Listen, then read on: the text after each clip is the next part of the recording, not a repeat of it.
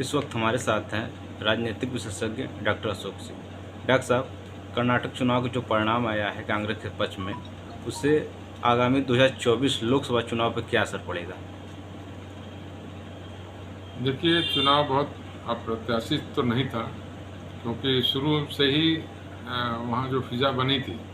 वो कांग्रेस पक्ष में बनी थी। बीच में मोदी जी के जाने का प्रभाव ये पड़ा कि लगने लगा कि अब बराबर की फाइट हो गई। लेकिन हुल्लड़बाजी जो शुरू हो गया बजरंग दल को लेकर, उसका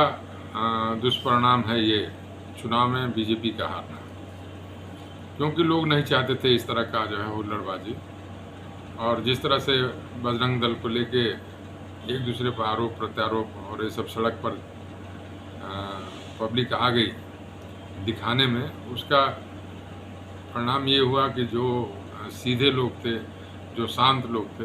वो फिर जो है कांग्रेस की तरफ मुड़ गए और उन्होंने कांग्रेस को जो है जिता दिया। और पोलराइजेशन ऑफ वोट भी हो गया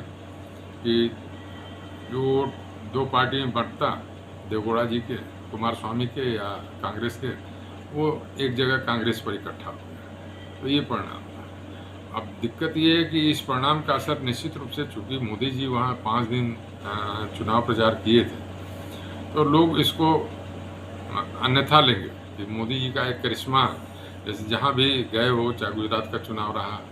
जब मोदी जी चले गए चुनाव की फिजा बदल गई और वहाँ बीजेपी की सरकार बन गई। यहाँ भी बनारस शहर का ही आप जानते हैं कि यहाँ कैसी फिजा थी और उनके आने के बाद फिजा बदल गई। तो ये कहीं न कहीं ये थोड़ा प्रभाव को कम दिखाएगा कि मोदी जी के जाने से भी बहुत प्रभाव नहीं पड़ना है। और कांग्रेस अपने एजेंडे पर,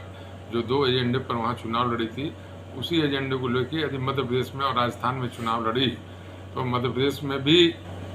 वो अच्छा फाइट देगी और हो सकता है कि मध्य प्रदेश में भी कांग्रेस की सरकार बन सकती है और राजस्थान में भी कांग्रेस की सरकार बन सकती है। इसलिए अब बीजेपी के लिए बहुत बड़ा चैलेंज हो गया है कि किस तरह से वो इन जगहों पर जो है चुनाव लड़ती है। जहाँ तक लोकसभा के चुनाव का प्रश्न है,